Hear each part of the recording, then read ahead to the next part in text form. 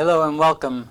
My name is Biagio Mazza, Pastoral Associate at St. Sabina Parish in Belton, Missouri, and I'm here to welcome you to another Do You Know series question. As we continue our series on the history of the Mass, today's Do You Know question is, do you know how the Mass changed during the medieval period?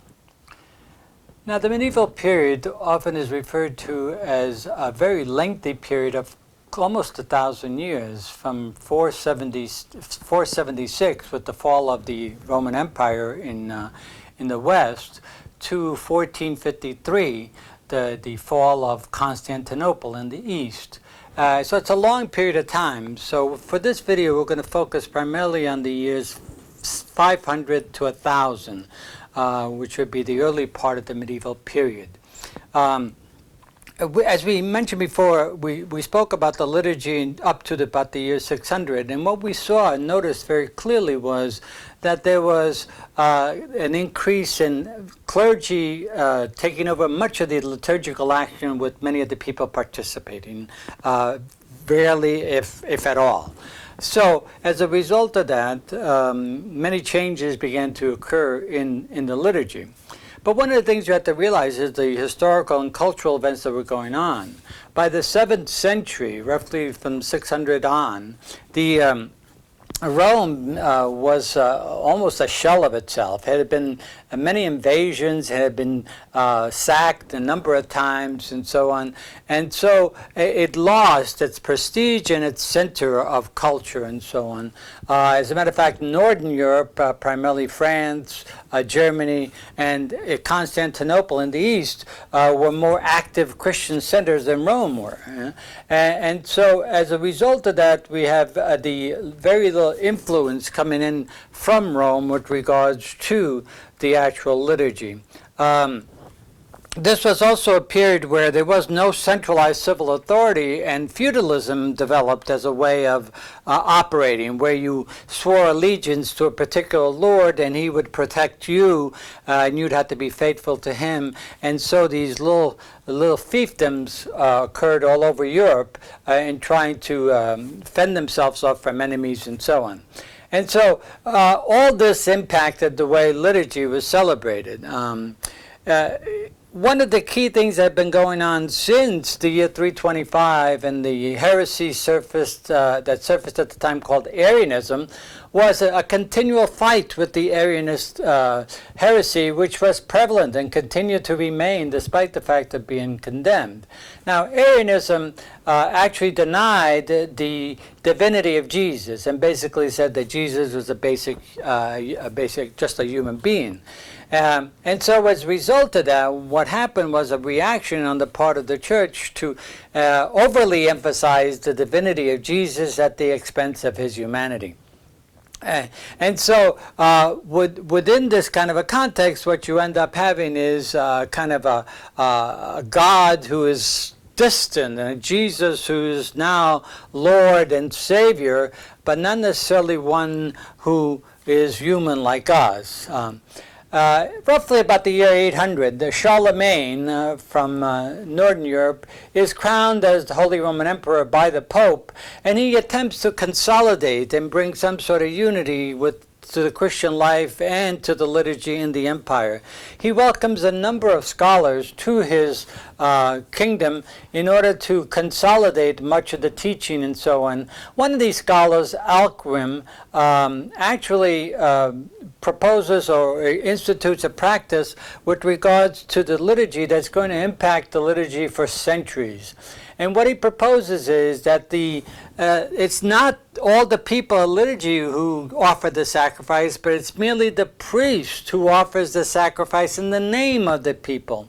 And so as a result of that, what starts to happen is the overemphasis of the priest in the role of the one who offers the liturgy on behalf of the people, and the de-emphasizing the people's roles and participation in the liturgy.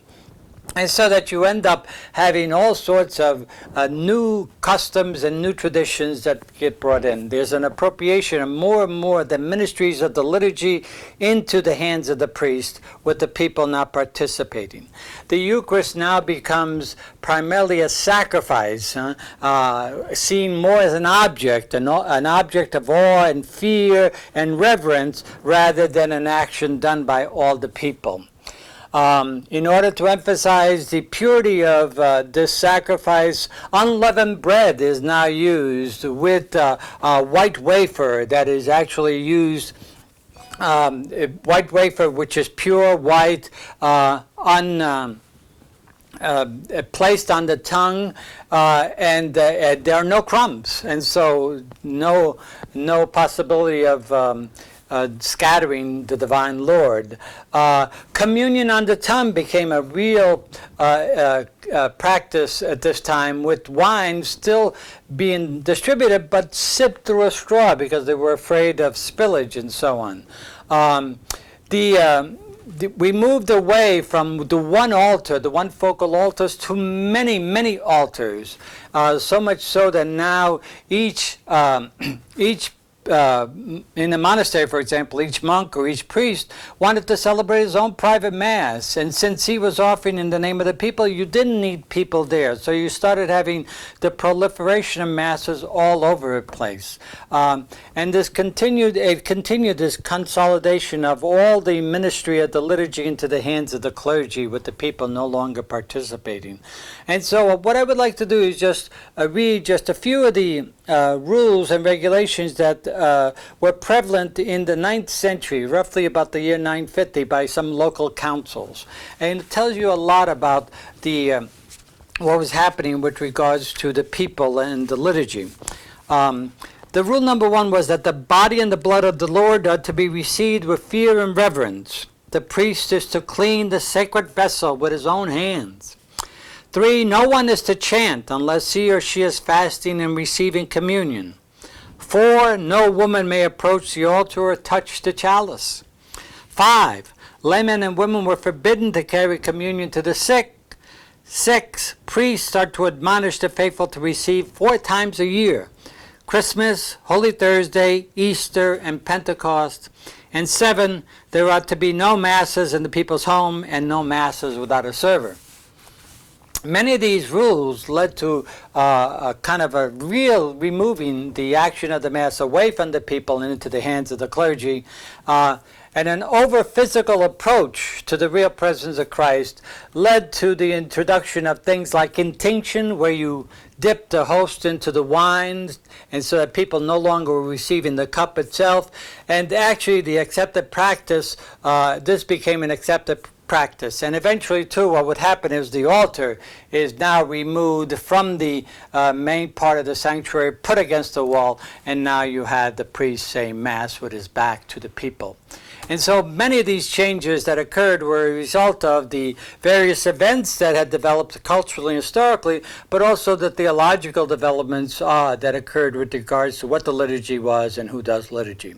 So I hope this has explained just a bit of what some of the changes occurred during this medieval period, and I hope we will return again to more Do You Know series questions as we can explore further how the Mass changed during the medieval period.